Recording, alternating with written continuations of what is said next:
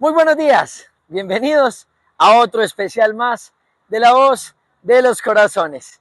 Alegría se siente en este momento porque acaba de empezar un espacio que para muchos, ustedes que están ahí sentados frente a sus pantallas o en sus dispositivos móviles, comprenden que es un espacio para enriquecer nuestros espíritus. Haga su llamadita, invite a esas personas que usted ama, tal vez a los familiares, tal vez a su pareja, a sus hijos, mejor dicho, a todas las personas que usted siente en su corazón que deberían verse este espacio, y el día de hoy sí que promete.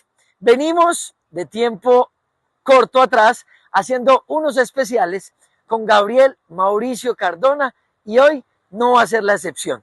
Un especial donde podremos comprender un misterio. Y es que muchos consideramos o considerábamos que la muerte era el final, ese momento que puede ser doloroso, donde nos toca despedirnos de un ser que amamos y que consideramos que jamás volveremos a reencontrarnos. Pues hoy, en este especial con Gabriel Mauricio Cardona, vamos a entender cuál es la verdadera muerte, que no es la muerte física, porque yo siempre me he hecho una pregunta y me gusta que lo analicemos.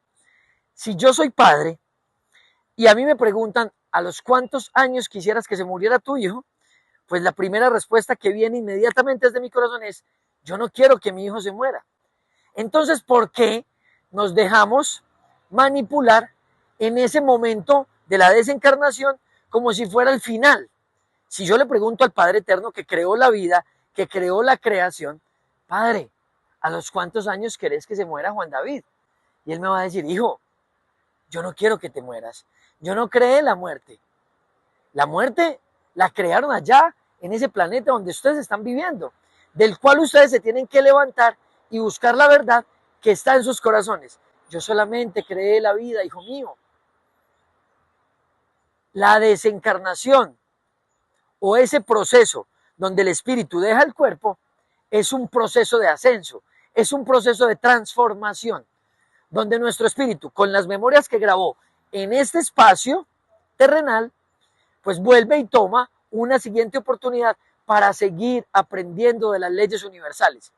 Por eso es tan lógico que algunos bebés nazcan con unas condiciones perfectas en algunas familias, pero otros tienen, digamos, el aprendizaje de nacer sin un bracito, de nacer en una familia de violencia intrafamiliar, y cantidad de situaciones que vemos que nos dan la certeza de que no es una casualidad donde nosotros debamos nacer. Entonces, si la muerte, esa física que nosotros estamos diciendo, simplemente es un paso, entonces quiere decir que yo en este cuerpo físico tengo que hacer muy bien la obra que el Padre me envió a hacer para que mi espíritu pueda aprender lo suficiente y yo seguir en ese proceso de ascenso, que en la siguiente oportunidad que me den yo pueda seguir teniendo aprendizajes de amor. Hoy vamos a comprender qué significa la muerte. Así que papel y lápiz, como se los hemos recomendado, disponga su cafecito, disponga su desayuno, su chocolatico, su mate en Argentina, todo lo que usted quiera, póngase cómodo, que aquí comienza la voz de los corazones. Bienvenidos.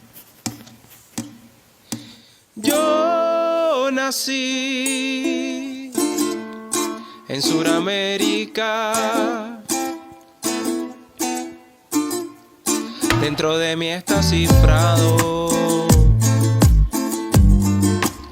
ese código sagrado. Nadie nos ha elegido, nosotros hemos seguido el corazón, el llamado.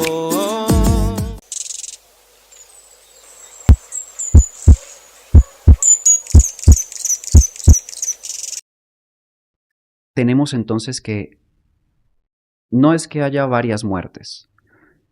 Realmente, y hablando de forma técnica, lo que sucede en el planeta Tierra con respecto al deceso, a que un cuerpo fenece, no se llama muerte en ningún lugar del universo. En ningún lugar del universo.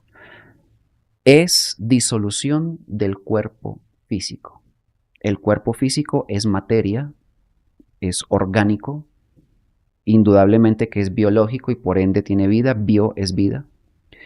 Pero la materia orgánica, sin un espíritu que la anime, no tiene vida. Cuando el espíritu se desprende de su matriz orgánica, lo llaman en el planeta Tierra muerte.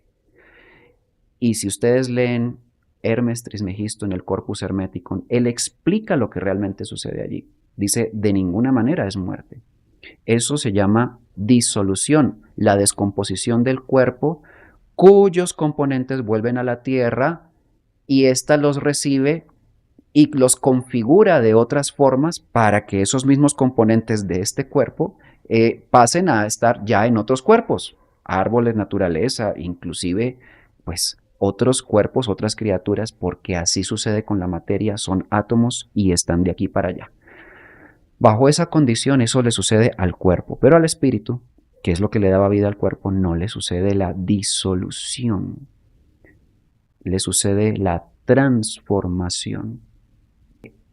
Se concluye una vida, toda la memoria de esa vida queda comprimida en el espíritu de forma indeleble.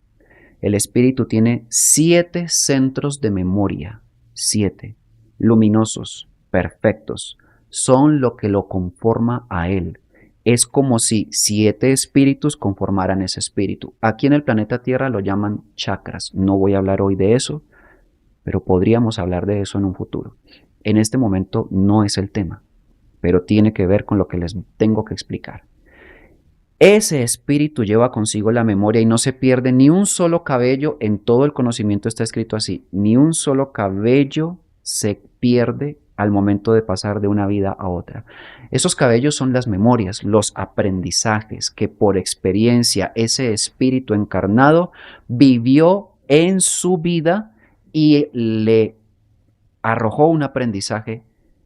Y también, hay que decirlo, los espíritus en el planeta Tierra también cometen errores, eso también son experiencias, eso también queda grabado en el espíritu, pero no como una memoria luminosa, sino como una memoria en función de su atraso y decrepitud.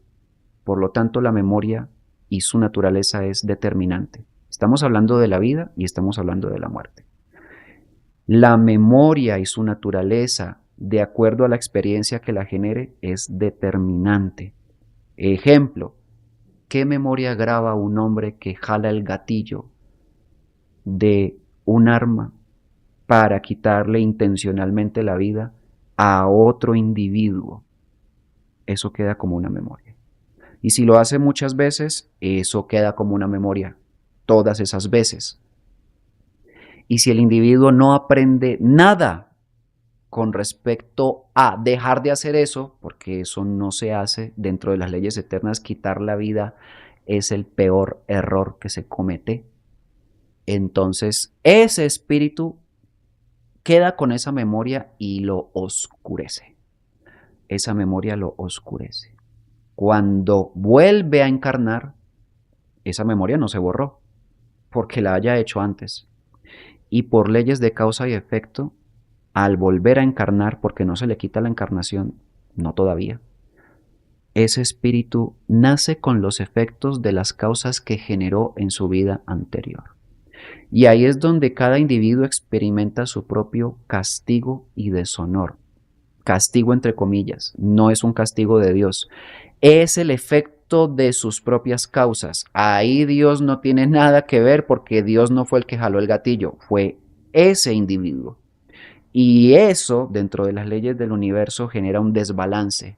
Pero como ese espíritu lo hizo por ignorante, por seguir órdenes o por la razón que sea, pero el Padre Eterno lo creó y no quiere que se pierda, permite que experimente los efectos de sus propias causas y los sufra.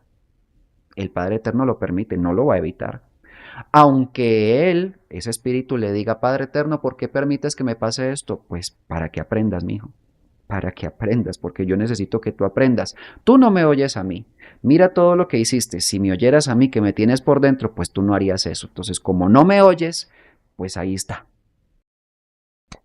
Tenga consecuencias de sus actos. A ver si así aprende. Si usted corrige, ese dolor se disipa. Así de sencillo. Pero si usted no corrige, ese sufrimiento suyo se va a prolongar indefinidamente.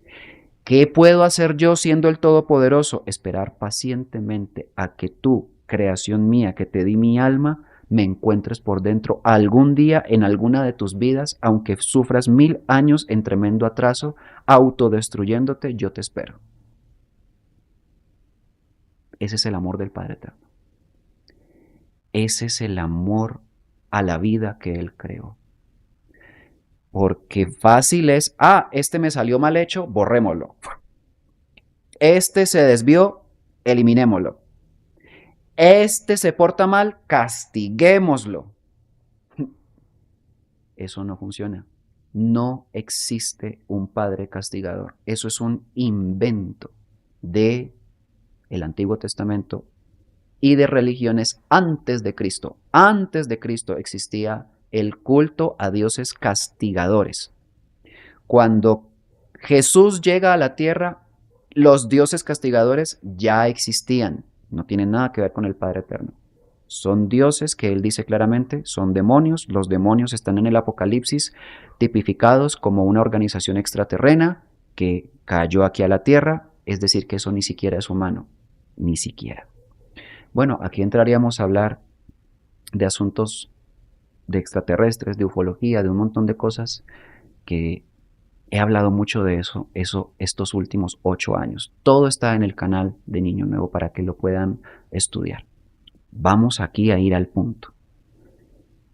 Sucede que la muerte a la que Jesús se refirió cuando le dijo esto a Jaime es la de un espíritu que encarnado, signos vitales funcionando perfectamente, todo su cuerpo y sus sistemas perfectos, está muerto. ¿Por qué está muerto? Porque no experimenta la naturaleza espiritual de la vida. ¿Qué quiero decir con esto? ¿Cuál es esa naturaleza? Que la fuente que crea la vida tiene una naturaleza y la traslada a la vida que crea. Analicen las obras de arte, pinturas de los distintos artistas que existen, los que son cultos y conocedores de esto, yo no lo soy, pero el ejemplo funciona para todos. Pueden ver una pintura y reconocerla. Esta es de este autor, esta es de este autor, porque conozco su estilo, conozco cómo piensa, conozco lo que quiere transmitir y me enamora cómo pinta, además que conozco su técnica. Hay gente así. Bueno, pues el creador plasma en su creación su pensamiento y su corazón. Si su pensamiento y su corazón son limpios, su creación va a ser limpia y va a ser perfecta. Pero si tiene una mente perturbada, hablo de seres humanos, su creación va a ser deforme, perturbadora para las otras mentes. Porque eso es lo que transmite, nadie da más de lo que tiene, eso es lo que hay y eso es lo que se manifiesta. ¿Qué significa? Que si existe una creación, poner en duda la existencia de un creador es efecto de una profunda ignorancia. Eso es todo. Las personas que ven la creación y se asombran de la inteligencia que tiene la creación, la naturaleza, las criaturas, los animales, las plantas, el ciclo del agua, las estaciones, todo el universo. Eso es una inteligencia soberbia, impresionante, inmedible. Saben que esa es la evidencia de la existencia de una inteligencia anterior a esa. Y no necesitan que les comprueben la existencia de Dios. ¿Cómo les compruebo científicamente la existencia de Dios? Puede pensar un científico. No tiene manera en un laboratorio. O tal vez sí, si dice, mire un árbol, mire la Tierra, mire el Sol, mire la galaxia, la Vía Láctea, mire las otras, mire el universo, mire la perfección de todo, mire cómo las leyes que sostienen la vida existen y son eternamente. Bueno, ahí está la prueba. No necesitamos más prueba. ¿Qué significa esto? Toda la creación está viva y manifiesta la maravilla del Creador que está vivo. Y la vida que creó es perfecta. No tiene fallas. Y ustedes podrían decirme, Gabriel, ¿cómo se te ocurre decir que no tiene fallas? Sí, mire que nos morimos, mire que envejecemos, mire que nos enfermamos.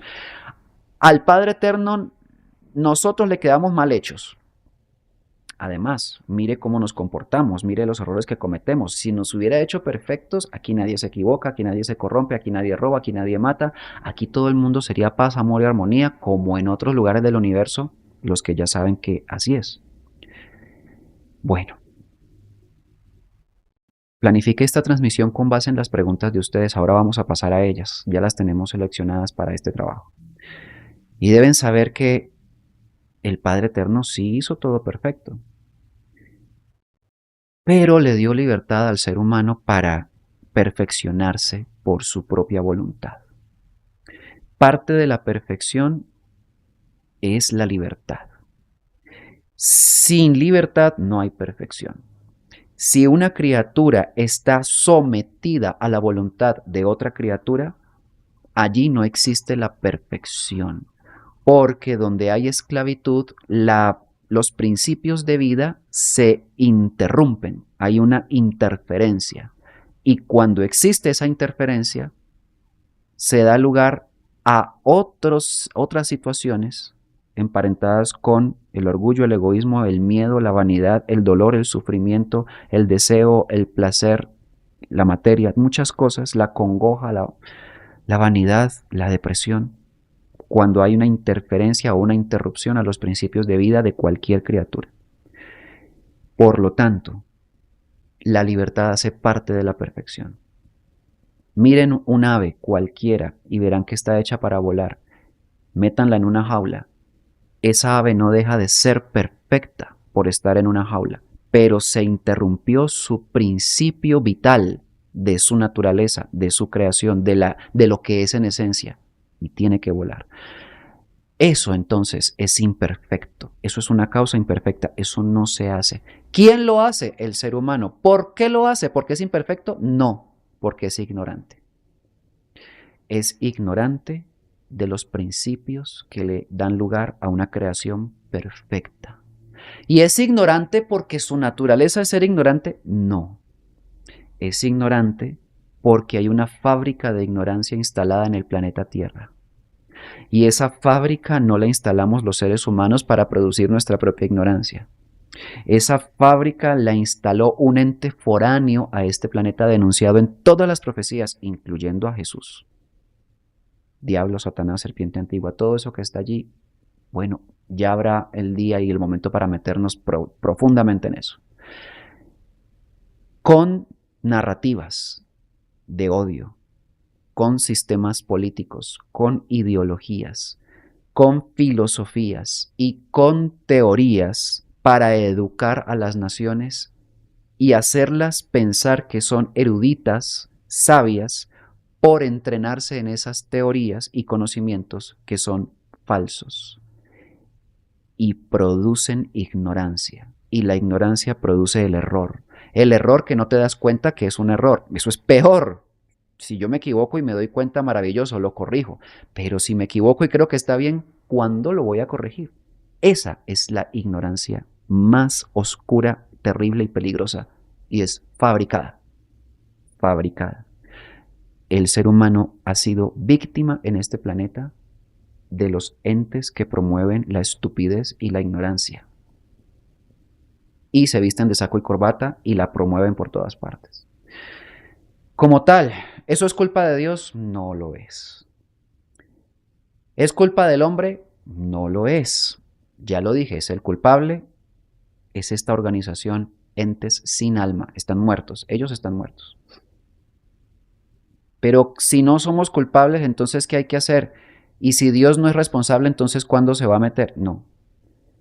Dios no es culpable de la ignorancia de los hombres, pero ciertamente sí puede hacer que se disipe, en tanto envió conocimiento desde tiempo inmemorial al planeta Tierra a través de distintos profetas reencarnados, nacidos con un propósito, no como la humanidad terrestre que no sabe ni para qué nace, hasta que se disipe su ignorancia, porque eso es ignorancia.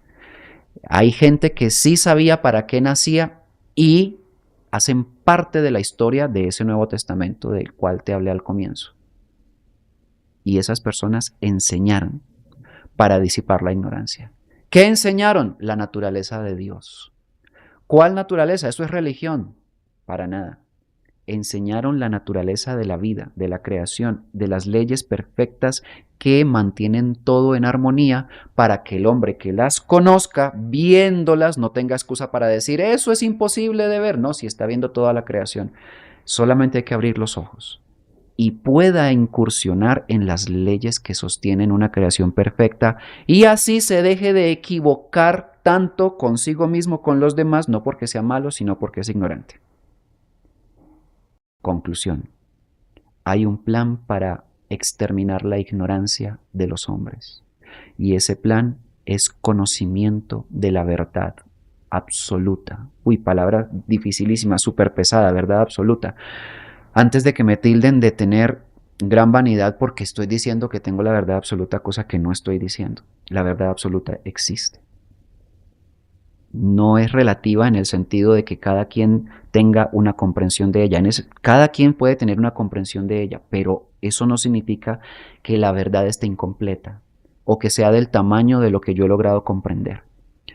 Hay una verdad que es inmedible, inconmensurable, insondable, inexpresable, de hecho incomprensible para los hombres de la tierra con la estrecha mente que aún tenemos, pero puede ser sondeada solamente con el alma, porque esa verdad y el alma son una.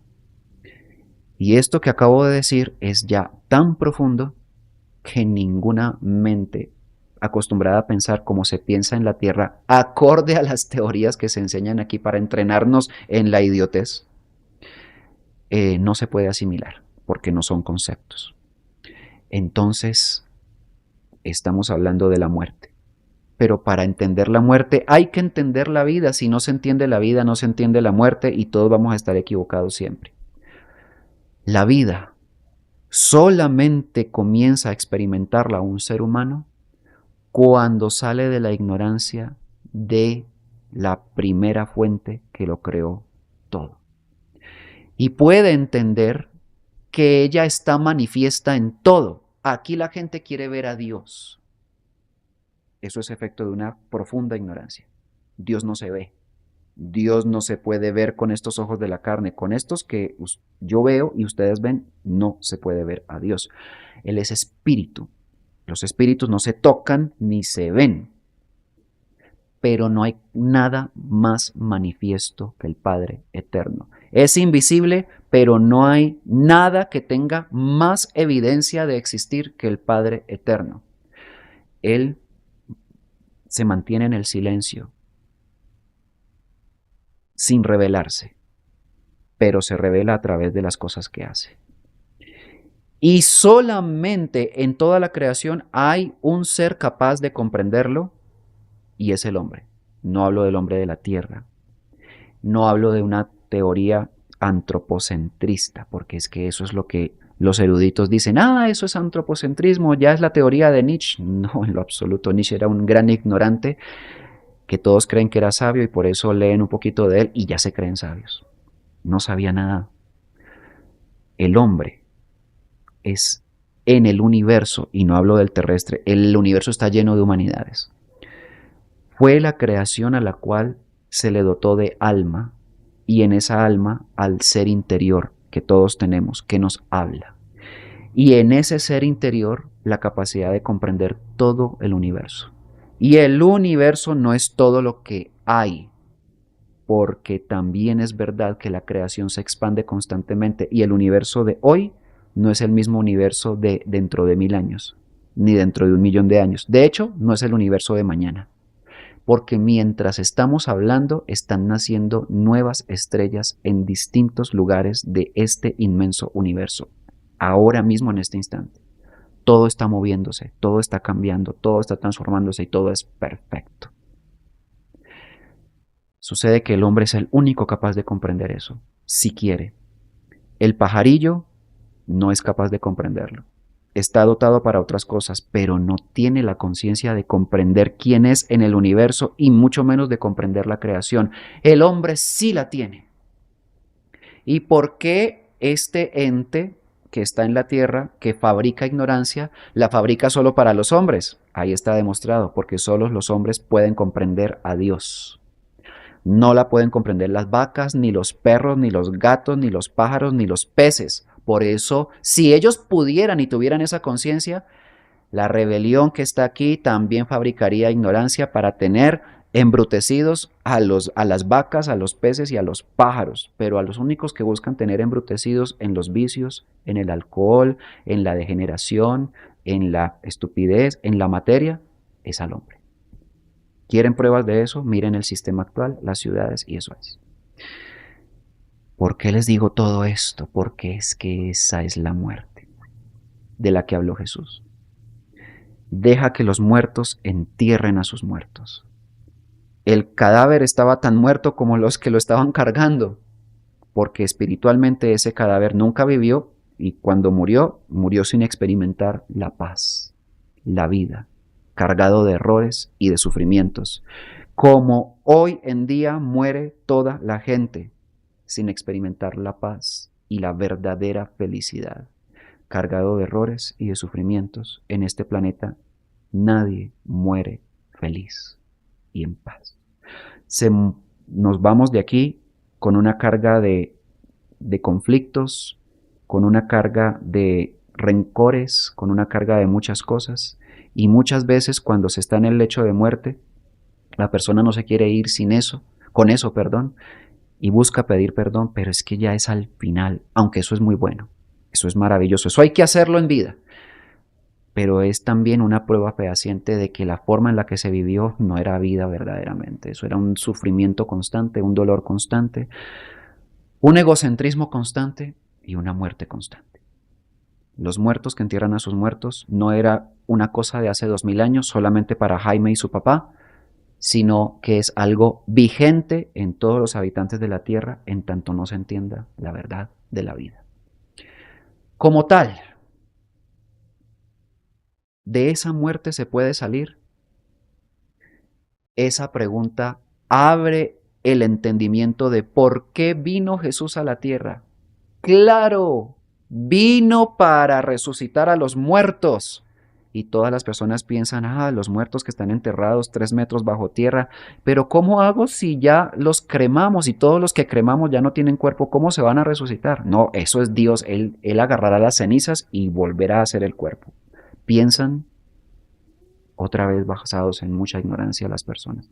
No, así no funciona. Dios respeta las leyes que creó, todo está sujeto a leyes. La ley es eterna porque es Él mismo, no la viola. Los hombres la violamos porque la ignoramos. Él no la viola, Él la respeta. Cuando Jesús vino a la tierra, nació de vientre de mujer porque esa es la ley. Aquí no se puede aparecer cualquiera de otra manera diferente. Nacido de una incubadora, de una heladera, de una máquina que sustituye el vientre materno, cosas que ya están por ahí promoviendo hace rato, las van a vender dentro de poquito. ¡Maravilloso! Puede usted tener a un hijo como usted quiera, de color blanco, negro, amarillo, rojo, como lo quiera tener, del color de ojos azul, verde, del que usted quiera. Usted nomás programe la máquina y el ADN y la inteligencia artificial se encargan del resto y en 9 meses de la incubadora sale su bebé. Ese proyecto es real, la tecnología para eso ya existe, pero el alma para esos cuerpos que van a gestar allí no existe. Eso no va a tener alma jamás, porque aquí hay leyes. Y el alma solamente a través de la madre la recibe el hijo que es dado a luz. No hay otra manera. Nosotros somos seres espirituales, por lo tanto la vida o la muerte tiene que ser espiritual, no física. Jesús nos advirtió que aquí hay muerte espiritual y que la padecen todas las personas que por su ignorancia cometan errores.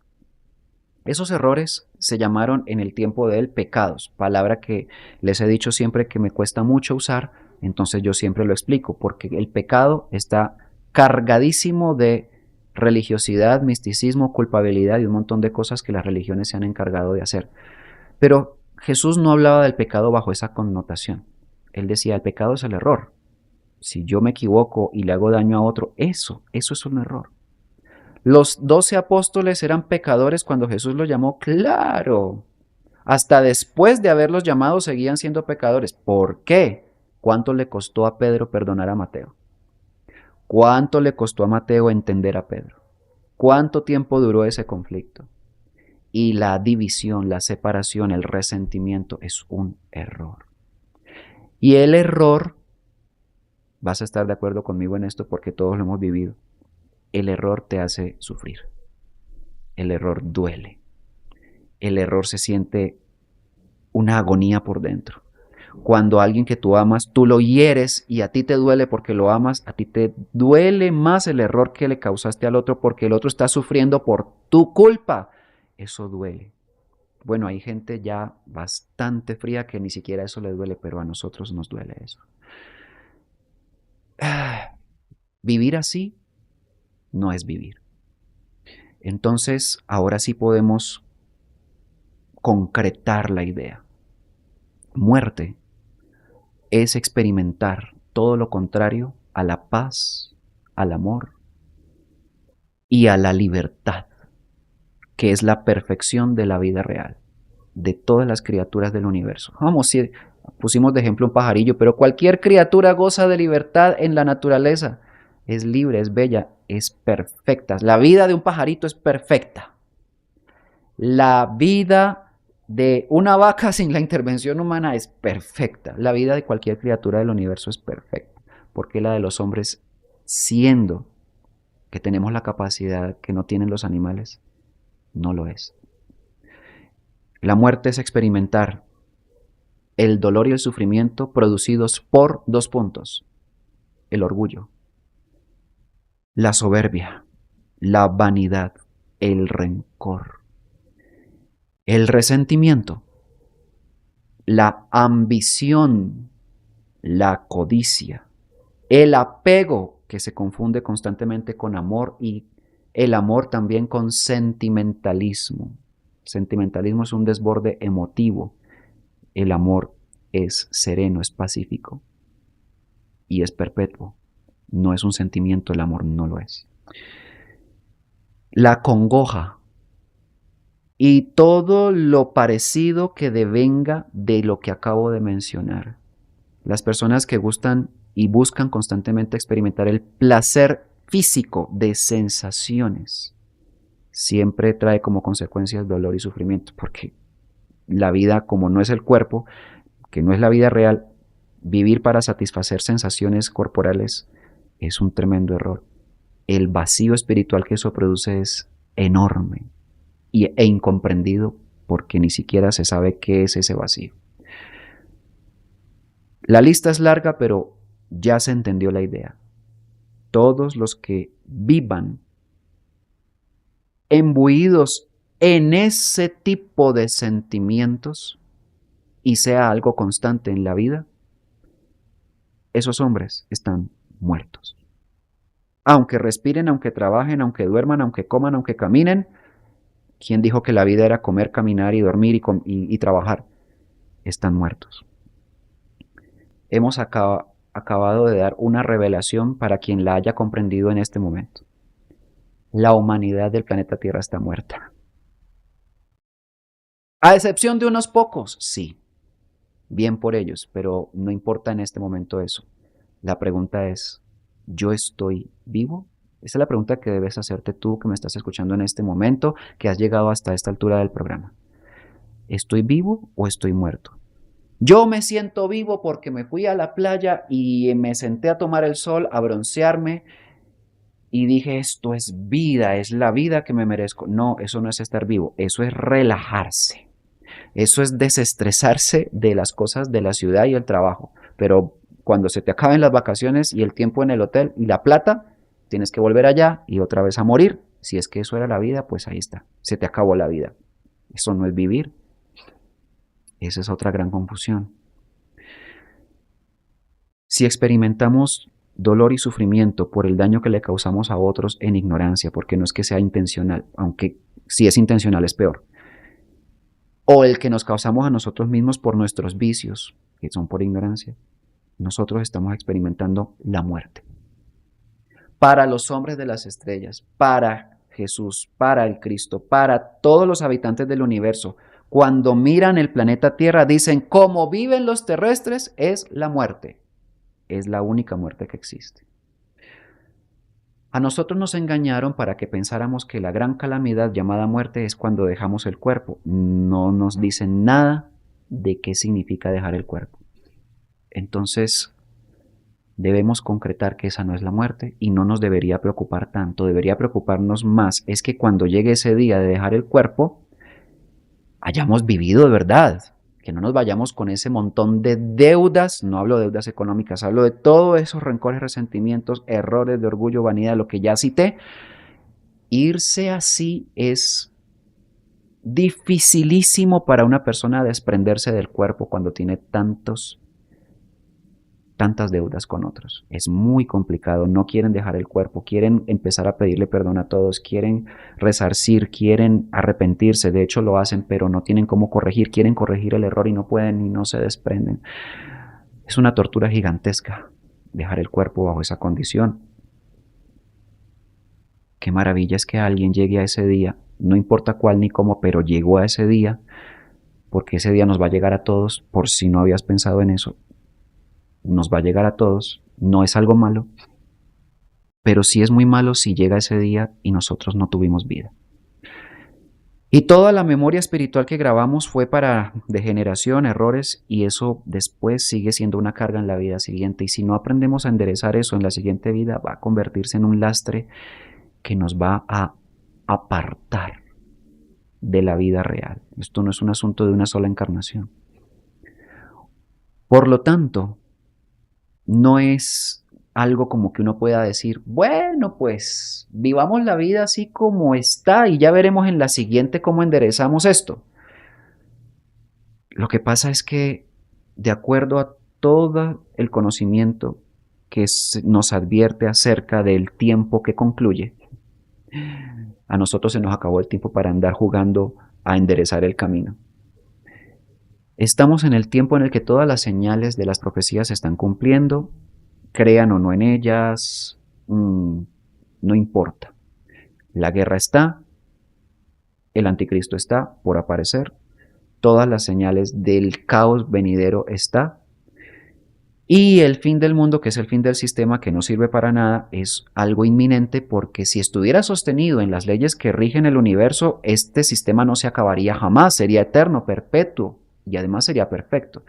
Pero va a colapsar porque la economía es mentira, el dinero es mentira, todo es un invento, las religiones son mentira, todas son mentira porque todas tienen intermediarios para llevarte al cielo y todos tienen problemas de pecados. Nadie es santo, si usa sotana, peor, menos santo es.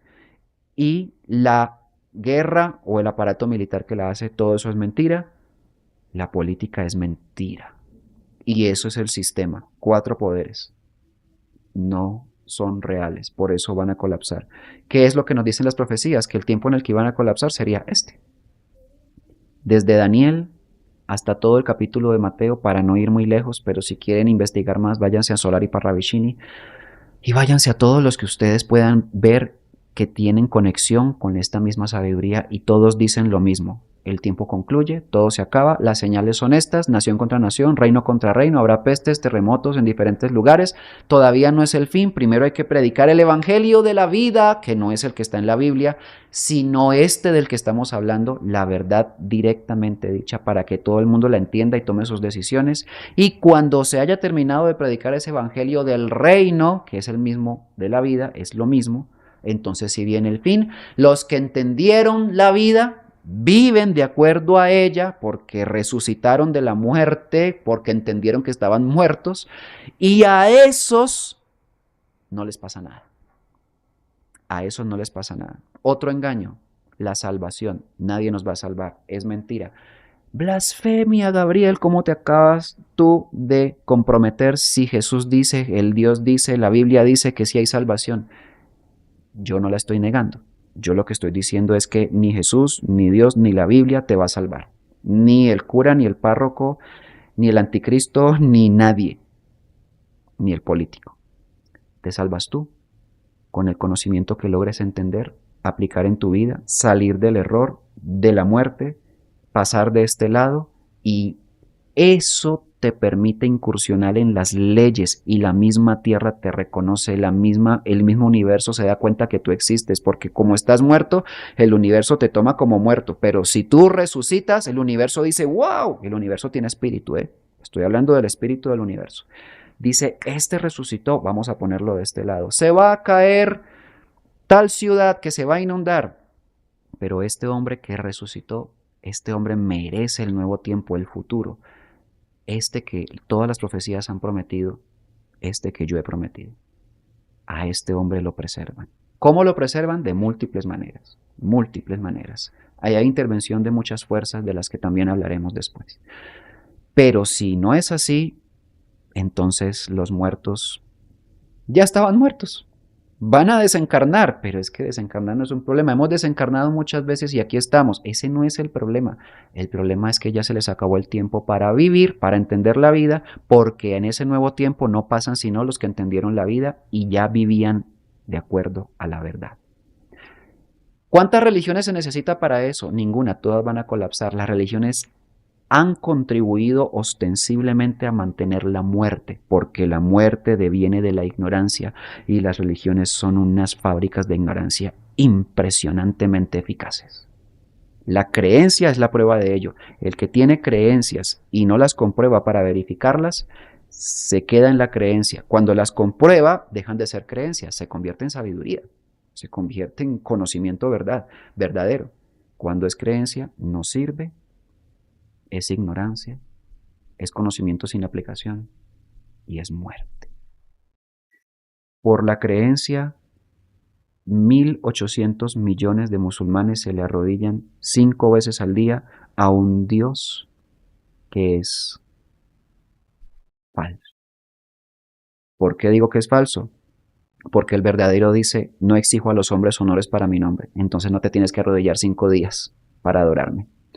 El verdadero dice, no hago contratos ni alianzas con ningún pueblo. Entonces los árabes y ahora los musulmanes, que ya la mayoría no son árabes, sino creyentes, creen que sí tienen alianza con Alá y eso es gravísimo. Pero no estoy poniendo el ejemplo con Alá porque sean ellos, es que es lo mismo con Jehová. Jehová no es el Padre Eterno, es el Dios de los judíos y es un Dios castigador. El Padre Eterno dice, no lanzo flechas de mis aljabas a supuestos enemigos. No hundo en la desesperación a ningún pueblo. No castigo a quienes no saben nada de mí.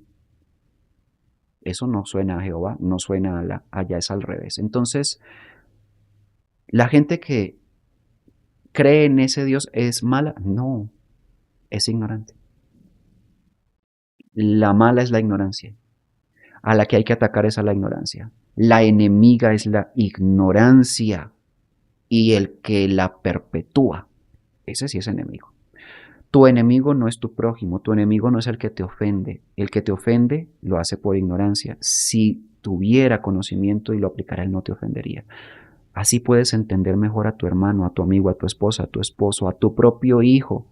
No te ofendas por las cosas que te dicen o te hacen en ignorancia.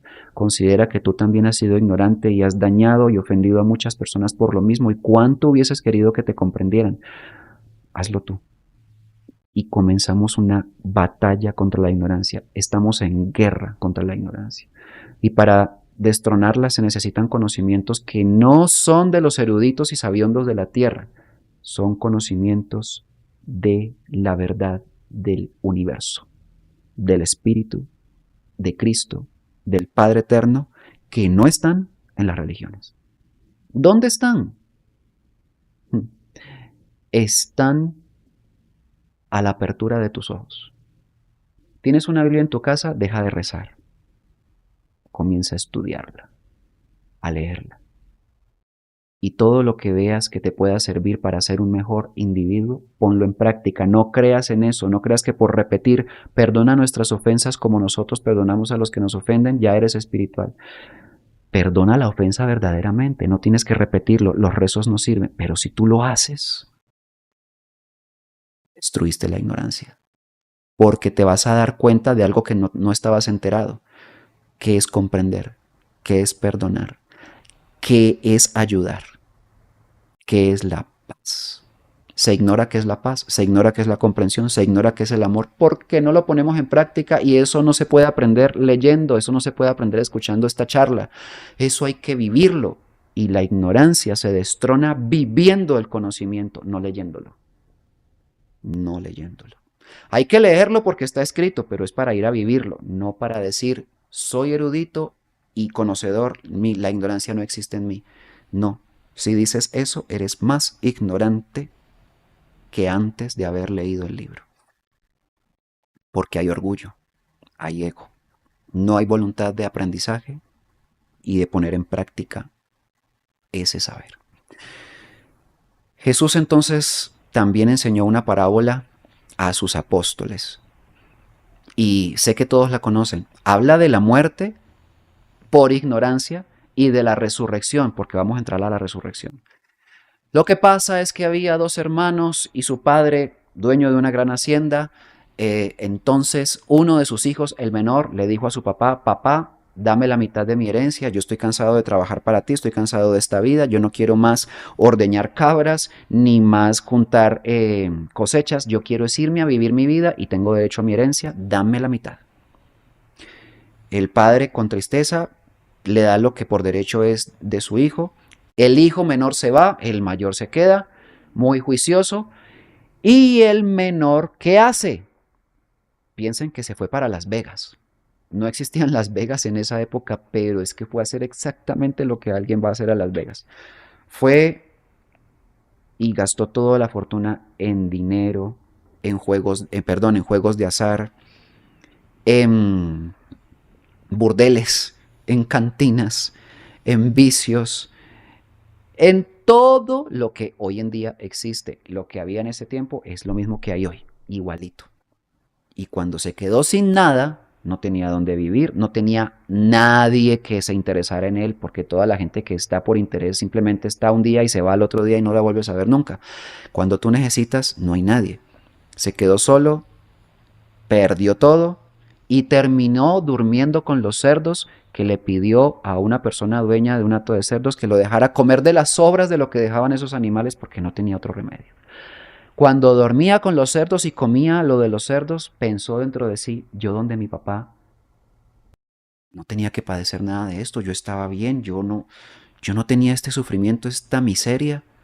Voy a ir donde mi papá y le voy a pedir que me deje ser al menos uno de sus siervos, el más inferior. Yo sé que él me puede perdonar. A partir de ese momento, ese pensamiento le devolvió la vida a ese hombre. Ese momento, ese hombre empezó a resucitar, porque estaba muerto, recontra muerto.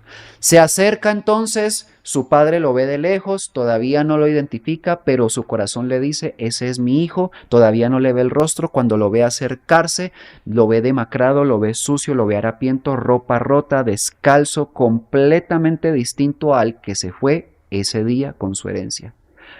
El padre no deja que se acerque hasta él, sino que él va corriendo a su alcance, y cuando su hijo lo ve, le dice: Padre, perdóname porque he pecado contra ti, contra el cielo, contra Dios, contra todo. Yo he sido perverso, malo, terrible, pero he venido a ti de nuevo pidiéndote por favor que me recibas como uno de tus siervos más inferiores. El padre lo levanta, lo mira a los ojos, lo abraza y le dice: jamás, tú eres mi hijo. Lo que pasa es que estabas muerto y has resucitado. Y pegó un grito a todo el mundo: preparen al becerro cebado, hagan banquete, vamos a hacer una fiesta porque vamos a celebrar que mi hijo estaba muerto y ha resucitado. Y el hermano mayor lo quedaba mirando: ¿cómo es posible que vaya a hacer una fiesta? Porque este se parrandeó toda la herencia. Parrandió, la despilfarró, término colombiano. Y sucede que no lo entendió el mayor. Papá, pero es que yo siempre he estado al lado tuyo, tú no me has dejado ni siquiera comer un cabrito con mis amigos, yo que he sido fiel a ti, y a este que va y hace un desastre, si lo recibes, le pones el anillo en el dedo, lo recibes con... ¿Por qué a mí no? Hijo mío, tú has estado conmigo siempre. No necesito recompensarte por algo que tu hijo ya perdió y de lo cual tú disfrutas todos los días. Tú ya lo tienes todo. Él no tenía nada porque él se murió y ha vuelto a vivir. Es justo que yo festeje que mi hijo resucitó. Señoras y señores, la resurrección existe y no consiste en pasar 3 días en un sepulcro literalmente y morir literalmente de cuerpo físico. La muerte literal es la que experimentaba ese personaje en la parábola. La muerte literal es vivir en el mundo perdido por ignorancia. Y ahí está todos los efectos de eso, muy dolorosos. Resucitar es caer en cuenta que esa no era la vida. Resucitar es caer en cuenta que si tú no amas, tú no vives. Y que si te vas de este mundo, de este cuerpo, aunque vuelvas otra vez, vas a volver igual de ignorante porque nunca amaste, nunca grabaste la memoria. Y eso te hace atrasado. Hay espíritus muy avanzados, pero porque han aprendido. Hay niños pequeños que muestran una madurez y una inteligencia impresionante que sus padres se maravillan y que no le enseñaron jamás. De hecho, son más avanzados que sus propios padres, porque la madurez es espiritual. La madurez no es del cuerpo y las arrugas y las canas. La madurez es de espíritu. Y se logra viviendo, aprovechando el tiempo. ¿Cómo lo aprovechas? Amando, sirviendo, no que te sirvan, sí, yo soy el rey. Lo más atrasado que existe es un monarca, porque se sienta en un trono y no le da nada a nadie, espera que todos le den. Es el individuo más miserable y pobre porque no le da nada a nadie, espera que todos le den, todos le sirvan, todos le hagan. En cambio, el que da sin recibir, sin esperar nada, ese es rico, ese sí es sabio, ese sí es importante, ese sí es un rey, porque da y no necesita estar recibiendo, porque tiene mucho para dar. Eso sí es un hombre vivo. Dediquémonos a dar. No tengo nada que dar, pues entonces hay que aprender. El hombre no puede dar más de lo que tiene, tienes toda la razón. Yo no puedo amar porque no sé qué es amar, nunca me han amado, yo nunca he amado a nadie. Maravilloso que lo reconozcas, pero eso puede cambiar. Eso tiene que cambiar. Lo que estás reconociendo es que has estado muerto. Ahora hay que vivir. Agachar la cabeza y dedicarse a aprender. Si aprendes, ahora aumentaste tu medida y ya puedes dar lo que antes no podías dar. Un hombre no da más de lo que tiene, pero si aumenta la medida de lo que tiene, entonces sí puede dar más. Para aumentarla hay que aprender, y para aprender hay que agachar la cabeza, para aprender hay que ser humilde, para aprender hay que reconocer los errores, para aprender hay que escuchar al que es sabio, para aprender hay que ver los errores de los demás y no cometerlos, para aprender hay que ver los errores propios sobre todo y no cometerlos, para aprender hay que escuchar esta voz interior y hacerle caso. Así entonces tenemos qué es la vida. Muchísimas gracias por acompañarnos. Nos encantó este aprendizaje. A Gabriel Mauricio Cardona, por supuesto, como siempre, la gratitud eterna por tanta sabiduría que le ha entregado a toda la humanidad y que nosotros, que hemos estado cerca, que lo hemos tenido aquí en este espacio, de verdad que hoy es un momento para decirte gracias, hermano. Gracias por tanto amor, por tanta disposición, entrega para que el hombre de este planeta despierte y se conecte a su verdadera identidad. No existe la muerte entonces, existe la desencarnación, existe el proceso de transformación en el espíritu. Ahora, como lo dejó ahí Gabriel Mauricio en puntica, también en su programa, sí existe una muerte espiritual, pero esa la tocaremos en otra oportunidad. La segunda muerte, la muerte al espíritu. Esos hombres que andan muertos en el mundo, que andan odiando a los demás, que andan haciendo todo. Esos hombres que trabajan para que no exista la vida. Esos hombres que se van en contra de la creación. Esos hombres que hacen que tú, que nos estás viendo ahí, quizás hayas cometido muchos errores en tu vida, que te han desviado del camino. Esos que tienen esa intención en su corazón de dañar el espíritu, reciben la segunda muerte. Pero como les decimos, eso será un tema de otro programa. Gracias nuevamente a todos los televidentes que nos ven en los diferentes países, por supuesto en Sudamérica. Ya muy pronto estaremos con ustedes nuevamente. Tuvimos una seguidilla de especiales, pero para las próximas emisiones volverá el staff, el equipo que se sienta en esta mesa o que se reúne en este espacio para conversar, para hablar del Padre, para sentir la maravilla de su creación, para sentir la vida, para sentir la ardillita que por ahí están en los árboles, para sentir el agua que vemos en la fuente, para sentir los animalitos, para sentirte a ti, para sentir tu corazón y para que sigamos aprendiendo de la maravilla de la luz que vive y que ha vivido siempre en nuestros corazones. Muchísimas gracias por conectarse a todos los hombres del continente europeo, continente americano, continente suramericano, mejor dicho, a todos los hombres que llevan la luz en sus corazones. Al 144.000, un saludo especial. Los amamos y hasta la próxima.